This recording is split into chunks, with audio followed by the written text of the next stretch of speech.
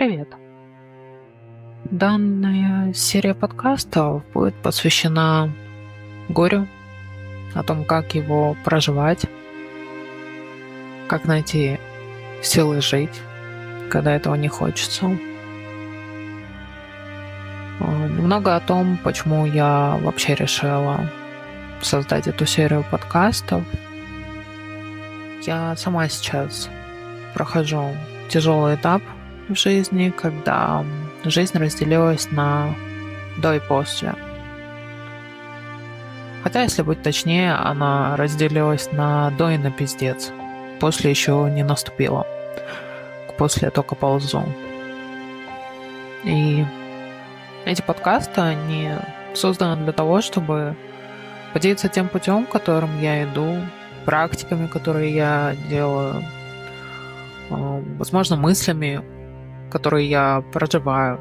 Потому что лично мне иногда просто не хватает информации.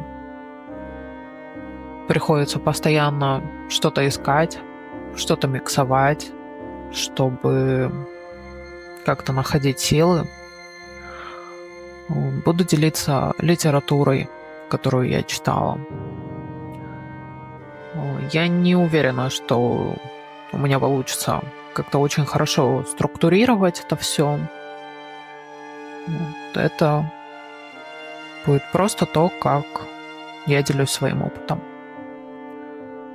И первое, с чего бы я хотела начать, это, в принципе, о теории горя. Что это такое? Откуда оно берется? Что это за состояние? И горе, оно может возникнуть в любой ситуации, когда человек теряет что-то или кого-то важного для себя. Когда меняется или разрушается привычный уклад жизни. Это может быть переезд из дома родителей в другую квартиру, в другой город или в другую страну. Переезд как по своей воле, так и по необходимости. Это может быть окончание дружбы, расхождение путей с одноклассниками, одногруппниками, смена работы, развод, смерть домашнего питомца или смерть близкого какого-то человека и многое-многое другое. У каждого человека свое понятие горя и свой уровень чувствительности к какой-либо потере.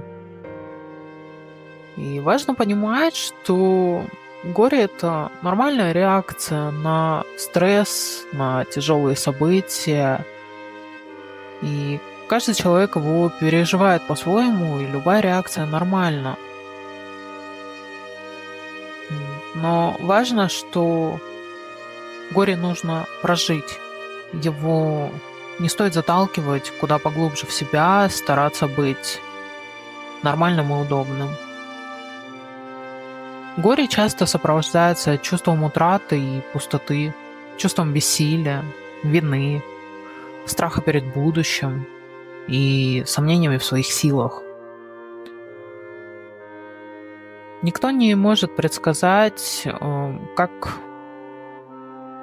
он отреагирует на то или иное событие, ни один человек.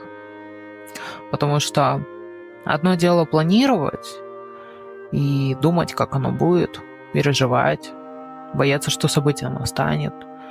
И совсем другое дело оказаться в этом событии, непосредственно уже внутри этого события. В следующем подкасте мы поговорим о том, какими физиологическими, наверное, так лучше будет правильно сказать, состояниями характеризуется чувство горя.